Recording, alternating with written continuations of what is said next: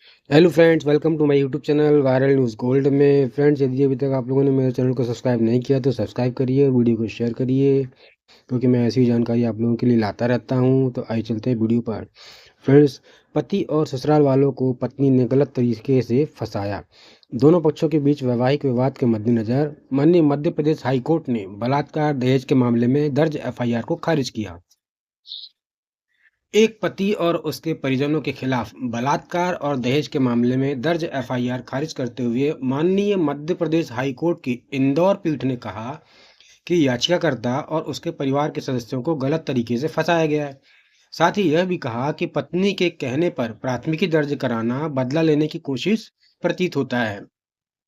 माननीय न्यायालय ने यह टिप्पणी इस बात पर गौर करने के बाद की कि याचिकाकर्ता पति द्वारा शिकायतकर्ता पत्नी और अन्य व्यक्ति के खिलाफ स्थायी निषेधाज्ञा की मांग करते हुए एक लंबित दीवानी मुकदमा दायर किया गया। इस प्रकार माननीय न्यायालय ने कहा कि पत्नी के कहने पर दर्ज प्राथमिकी केवल पक्षों के बीच मौजूद दीवानी मुकदमे का मुकाबला करने के लिए दायर की गई प्रतीत होती है। माननीय जस्टिस सुबोध अभ्यंकर ने कहा, चूंकि दोनों पक्षों के बीच वैवाहिक विवाद मौजूद है, क्योंकि याचिकाकर्ता नंबर 1 उसने पहले ही प्रतिवादी नंबर 2 शिकायतकर्ता के खिलाफ 16/2/2021 को तलाक की याचिका दायर कर दी है, जबकि वर्तमान एफआईआर शिकायतकर्ता पत्नी द्वारा 4/3/2021 को दर्ज की गई, जो कि आरोपी याचिकाकर्ताओं पर बदला लेने की कार्रवाई प्रतीत होती है। केवल दीवानी मामले के जवाब के रूप में मामले के तथ्यों और परिस्थितियों के तहत यह न्यायालय संतुष्ट है कि याचिकाकर्ता नंबर 1 और उसकी पत्नी प्रतिवादी नंबर 2 के बीच वैवाहिक विवाद के कारण याचिकाकर्ता नंबर 1 और उसके परिवार के सदस्यों को आपराधिक मामले में झूठा फंसाया गया है। उनके खिलाफ मुकदमा जारी रखना केवल न्यायालय की प्रक्रिया का दुरुपयोग होगा। माननीय न्यायालय याचिकाकर्ता पति और उसके परिवार की याचिका पर सुनवाई कर रही थी, जिसमें आईपीसी की धारा 354 ए, 354 बी, 376, 323, 294, 506, 34 और 498 ए और दहेज निषेध अधिनियम की धारा 3 और 4 के तहत दर्ज एफआईआर रद्द करने की मांग की गई।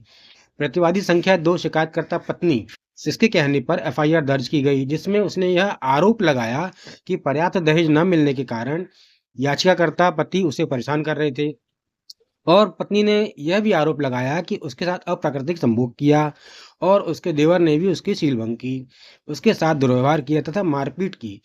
उसने यह आरोप लगाया कि उसका पति उसके निजी वीडियो बनाता था, उसे धमकी देता था कि वह उन्हें वायरल कर देगा, जिसके आधार पर एफआईआर दर्ज की गई। ये सब आरोप पत्नी ने लगाए हैं, ये ध्यान में रखना होगा। हालांकि यह आरोप लगाया गया कि जमानत मिलने पर याचिकाकर्ताओं ने उसे फिर से परेशान करना शुरू कर दिया। पत्नी ने ऐसा कहा कि उसे फिर से परेशान करना चालू कर दिया जमानत मिलने के बाद। याचिकाकर्ताओं के वकील ने प्रस्तुत किया कि याचिकाकर्ताओं के खिलाफ पूरी तरह से झूठा मामला दर्ज किया गया है, जो एक सुशिक्षित परिवार से है, और यह भी प्रस्तुत किया गया कि पूरे आरोप पत्र में पुलिस द्वारा ऐसी कोई भी वीडियो क्लिप या फोटो और ऐसी कोई भी सामग्री जब्त नहीं की गई जो प्रतिवादी नंबर 2 शिकायतकर्ता पत्नी के अनुसार याचिकाकर्ता पति द्वारा ली गई। विद्वान वकील ने आगे कहा कि याचिकाकर्ता पति ने प्रतिवादी संख्या 2 शिकायतकर्ता पत्नी के खिलाफ पहले ही तलाक की याचिका दायर कर दी और उपरोक्त दीवानी मामलों के जवाब में ही शिकायतकर्ता पत्नी के द्वारा झूठा मामला दर्ज कराया गया है। इसके अलावा दोनों पक्षों ने प्रेम विवाह किया था, इसलिए दहेज आदि की मांग का कोई सवाल ही नहीं उठता। इसके विपरीत प्रतिवादी पत्नी के विद्वान वकील ने कहा कि याचिकाकर्ताओं ने उस पर बहुत अच्छा अत्याचार किए, जिसके कारण उसे एफआईआर दर्ज करानी पड़ी, और यह भी प्रस्तुत किया गया कि याचिकाकर्ता आरोपी अपनी पत्नी को अपनी वासना को संतुष्ट करने के लिए अन्य व्यक्तियों के पास ले जाता था, जबकि देवर याचिकाकर्ता संख्या 4 भी प्रतिवादी संख्या 2 की शीलभंग करता था। इस प्रकार पति की याचिका स्वीकार की गई और उसके खिलाफ दर्ज एफआईआर को रद्द कर दिया गया तथा एफआईआर और उससे उत्पन्न परिणामी कार्रवाई को निरस्त कर दिया गया। ये केस टाइटल है अमन एवं अन्य वर्सेस मध्य प्रदेश राज्य एवं अन्य। तो ये बहुत ही इंपॉर्टेंट जजमेंट है फ्रेंड्स। पत्नी के द्वारा झूठा मामला दर्ज कराया गया था, आरोप लगाए गए थे